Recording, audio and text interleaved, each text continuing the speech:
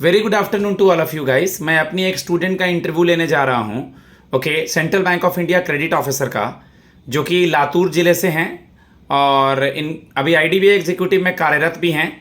आप इनका mock interview सुने। मेरा नंबर है 7503235358।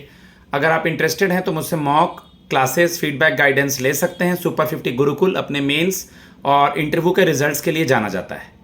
ओके साईराज, स्टार्ट करते हैं। मैं आई कम इन सर से? May I come in, sir? Yes please come. Thank you, sir. Good afternoon. Very good afternoon Sairaj, please have a seat. Thank you, sir. Hindi या इंग्लिश मैटर नहीं करता, आप जिसमें कंफर्टेबल हैं। ओके, अपना इंट्रोडक्शन दीजिए। Yes, sir. Briefly introduce yourself. Yes, sir. First of all, thank you for giving me opportunity to introduce myself. Myself, Sairaj Rahul Bondge. I am from Latur, Maharashtra.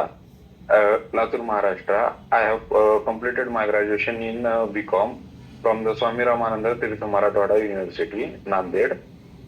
In my family, we are 5 members: mother, father, grandmother, my my sister, and me. I have recently joined as an executive in IDBI Bank, FC Road, Pune. Good. And yes, and sir, I like to feed animals, and I like to also sharing my words with the people. Okay, इतने siblings हैं ये बोल देना है, सबके बारे में नहीं बताना है। मैं मदर, फादर, मैं और इतने सिबलिंग्स हैं, ठीक है? उनको पूछने का मौका देना। In which year you have completed your graduation Sairaj? Sir, 2024. 2024। Okay, last year itself. आपने ग्रेजुएशन का नाम लिया किसी महंत के नाम पे, महर्षि के नाम पे, उनके बारे में कुछ पता है? यस सर, स्वामी रामानंद तीर्थ मराठवाड़ा यूनिवर्सिटी बोल के हमारा सर यूनिवर्सिटी है, उसमें से मैं पास आउट हुआ हूँ। तो स्वामी रामानंद तीर्थ जो थे वो फ्रीडम फाइटर भी थे, एजुकेशनिस्ट भी थे और पॉलिटिशियन भी थे। सर उनका बर्थ 1908 में हुआ था सर। वो एक्टिविस्ट भी थे और एमपी भी थे सर, मेंबर ऑफ पार्लियामेंट में थे वो। कितने मंथ हो गए आपको ज्वाइन किया आईडीबीआई एग्जीक्यूटिव? 3 महीने? यस सर, 3 महीने हो गए। किन किन विंडो पे काम किया हो आपने? अभी किस किस विंडो पे काम किया है और आपने क्या सीखा है? सर मेरा प्रोफाइल तो पहले से मुझे टीएससी का दे रखा हुआ है, टेलर सर्विस एग्जीक्यूटिव। तो मैं सर ज्यादा तो कैश में ही बैठता हूँ। फिर कैश होने के बाद सर मैं थोड़ा सा अकाउंट ओपनिंग का भी सर थोड़ा बहुत नॉलेज है मुझे में, क्योंकि मैं कस्टमर के साथ जो इंटरेक्ट करता हूँ सर, आपको कोई अकाउंट वगैरह ओपन करना है, एसआईपी चाहिए क्या, तो वो भी सर मैंने किया हुआ है। और सर एसबीटीआर का भी प्रिंटिंग वगैरह करता हूँ, एसबीटीआर का रिट्रावल, इस विंडो पे सर मैंने काम किया है। और सर कस्टमर को थोड़ा फॉर पिच भी कर देता हूँ सर, कौन सा प्रोडक्ट वगैरह। चलिए, आप बैंक में जॉब कर रहे हैं, आपको बहुत कुछ सीखा होगा। आप कुछ एक्स्ट्रा तो नहीं करेंगे, लेकिन लोन एनपीए ना हो या लोन के रिकवरी के लिए क्या किया जाना चाहिए? सर अब लोन के पहले तो सर बहुत ऐसे कोर्ट के वगैरह चक्कर वगैरह काटने पड़ते थे, लेकिन अब सर सरफेसिंग एक्ट के अंडर वो हो जाता है सर। अगर लोन कौन सा भी एनपीए होगा तो सर एनपीए मतलब नॉन परफॉर्मिंग एसेट, वो सर 3 मंथ्स के बाद सर एनपीए में फर्स्ट जाता है सर। वो मतलब अगर उस प्रॉम्प्ट रिपेमेंट नहीं किया उस कस्टमर ने तो जाता है सर उसमें। सर हम पहले तो उनके जो मॉर्गेज वगैरह रहते हैं सर, उनके वैल्यू देखते हैं। फिर अगर एनपीए पूरा हो जाता है तो उनको सर ऑक्शन में लाते हैं और फिर उनको सेल कर देते हैं। और जो भी खर्चा उसमें आता है वो कस्टमर पे करना पड़ता है सर, कस्टमर को। कितने करोड़ का ब्रांच है आपका? सर मेरा ब्रांच 3500 का है सर। कासा कितना है? कासा सर हमारे ब्रांच का 48 है सर, 48%। और एनपीए कितना है? एनपीए पे सर उतना आइडिया नहीं है। कोई बात नहीं। कौन से स्केल का ब्रांच है? सर हमारा मेट्रो में है। स्केल 2, स्केल 3 ये पूछ रहा था मैं। ओके सर, वो ठीक है, देख लेंगे। ओके, तो अभी आप ऑलरेडी एग्जीक्यूटिव में जॉब कर रहे हैं, सेंट्रल बैंक ऑफ इंडिया में क्यों आना चाहते हैं साईराम? सर एज एग्जीक्यूटिव में जब ज्वाइन हुआ था तो सर ये तो कॉन्ट्रेक्चुअल बेसिस में जॉब है सर। पहले तो 2 साल का कॉन्ट्रैक्ट रहता है, फिर एक एग्जाम होने के बाद वो लेते हैं सर अपने को। लेकिन सर एग्जीक्यूटिव बोले तो मुझे पहले से ही टीएससी काउंटर में मेरा प्रोफाइल दिया हुआ है। तो मतलब मुझे कैश से अलावा दूसरा कोई भी काम मुझे उतना सीख नहीं पाता हूँ मैं सर। और जैसे कि मैंने मेंशन किया, मुझे पीपल से ज्यादा इंटरेक्शन वगैरह करने की सर आदत है, तो मैं कैश काउंटर में भी कर लेता हूँ, लेकिन सर ज्यादा स्किल मुझे अगर मैं बाहर बैठा अलग अलग काउंटर पे से सीखा तो सर मुझे मिल सकता है ठीक इसके है, लिए हैंड सर। मूवमेंट, ज़्यादा हैंड मूवमेंट नहीं करना है। इसमें एक चीज़ और जोड़िए ना सर, मैं क्लरिकल कैडर पे हूँ, ये सेंट्रल बैंक ऑफ इंडिया मुझे पीजीडीवीएम के थ्रू एमबीए की डिग्री के इक्विवेलेंट देगा, कल को जेआईबी सीआईबी में हेल्प मिलेगा। ओके, और ये यस ऑफिसर का सर। जॉब है, कोई भी अपने लाइफ में क्लरिकल से ऊपर जाना चाहता है, ये सब क्यों नहीं बोलेंगे हम। Yes sir. ठीक है। Okay, central bank of India के बारे में आप क्या जानते हैं। Sir central bank of India का सर मतलब सर सबसे पुराना बैंक जो इंडिया ने स्थापन किया था, इंडियन लोगों ने मिलके, वो है सर। उनकी स्थापना सर 21 दिसंबर 1911 में सर सोहराबजी पोचखानावाल इनके हाथों से किए गए थे सर। उनकी स्थापना सेंट्रल बैंक ऑफ इंडिया की sir. Central bank of India first bank है जो क्रेडिट कार्ड भी इशू किया था उन्होंने, वीजा का 1980 में। 1980 में उन्होंने क्रेडिट कार्ड भी इशू किया था सर। चेयरमैन, टैगलाइन, हेडक्वार्टर, उसका लोगो हाँ क्या सर। बताता है, ये सब। Yes sir. Tagline central bank central to you since 1911 है। उनके करंट एग्जीक्यूटिव चेयरमैन है सर तपन राय है सर।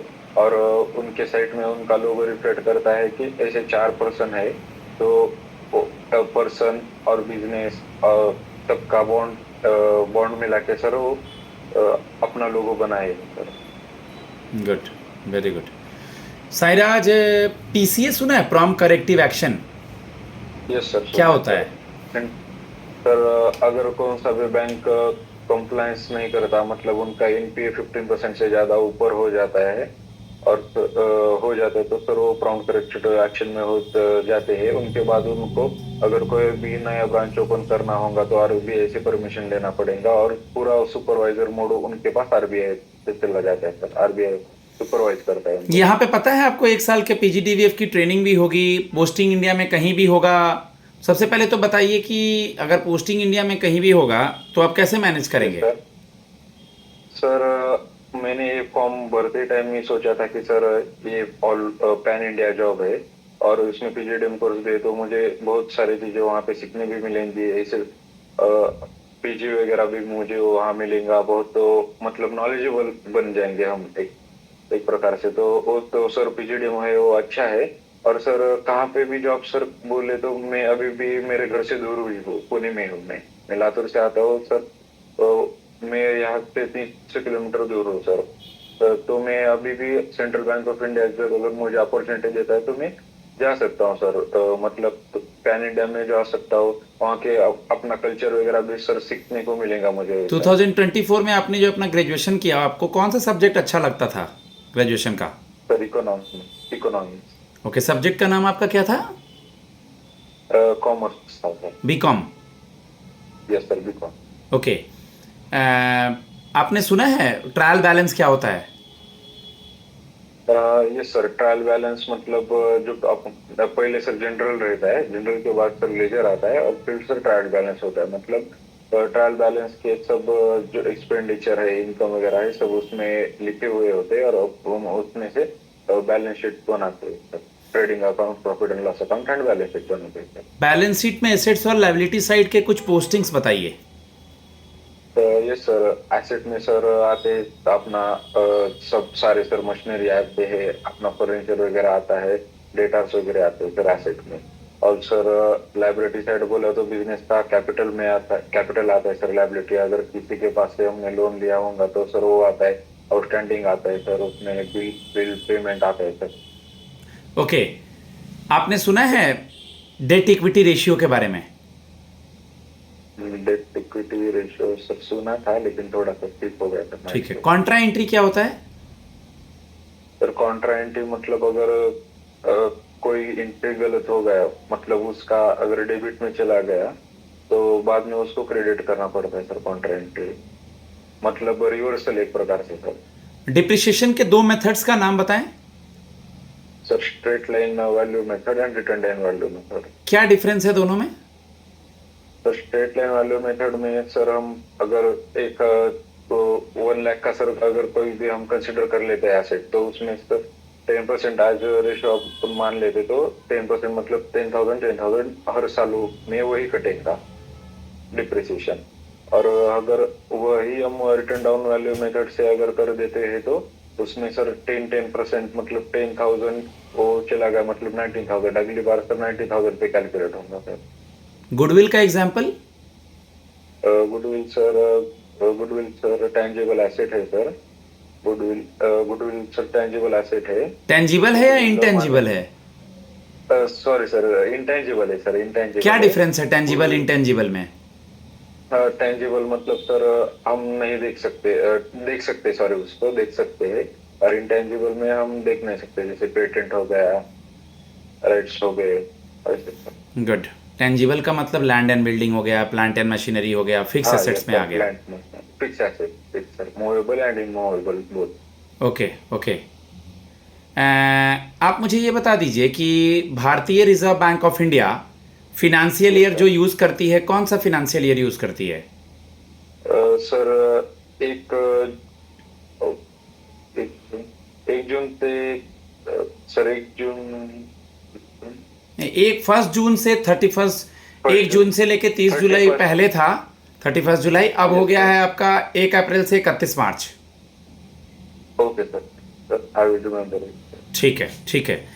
आप मुझे ये बता दीजिए कि आप में क्या क्वालिटी है, हम आपको क्यों सेलेक्ट करें, क्या आप में क्वालिटीज़ हैं? सर क्वालिटी मतलब मैं तो सर फर्स्ट डिसिप्लिन पर्सन है, क्योंकि मैं सर एनसीसी में भी था जब मेरे स्कूल टाइम में।